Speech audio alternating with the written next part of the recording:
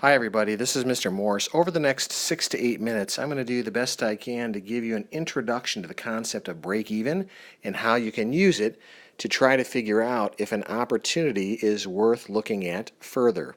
So please follow along, and I hope this provides some value to you.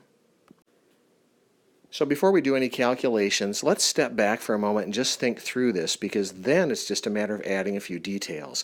So let's think about a woman who potentially owns a bike shop.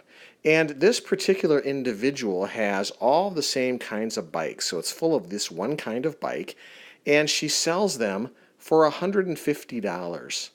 And let's say that the cost to her is $50. So she's able to say, hey, I earn $100 per bike. And let's pretend she just has one expense, which is an $800 per month rent agreement. So the question she can ask that she might want to figure out her break even is, how many bikes must I sell to cover the rent and come out even? Well, if she's making $100 per bike and rents $800, that's a division of the $800 in rent divided by the $100 she makes on every bike, so her break even is 8 bikes.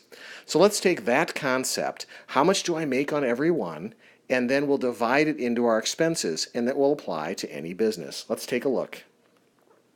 So here's an opportunity to calculate the break even for a candle shop with some information. So let's start with the basic information. Let's say every candle in there sells for $15, and let's say the cost is $5 per candle. So we now know that we're going to make $10 per candle. Now let's look at these costs.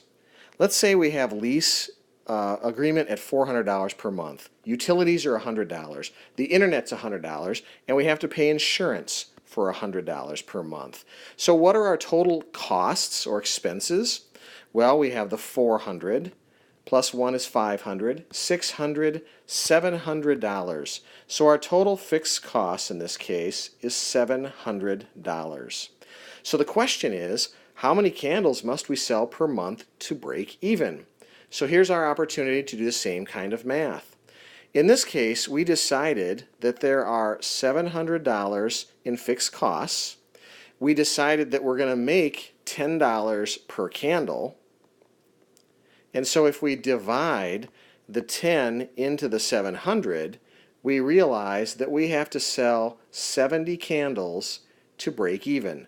That amount of candles will cover our expenses. Now this is before profit, so we only call it break even.